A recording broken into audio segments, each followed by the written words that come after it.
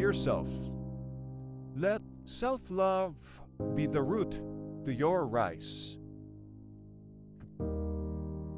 You want to stand out? You need to take care of yourself. Ika nga sa mga safety reminders, save yourself to save others. And don't get it wrong, self-love is totally different from being selfish. Dili man pasabot nga kung unahon ang imong kaugalingon, imo na pong kaugalingon ang imong huna-hunaon. This is just a reminder that you are living.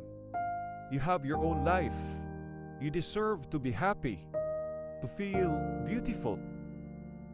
If they truly deserve your presence, they will understand when you spend time for yourself, to heal, to grow. Dear self, let that be a reminder.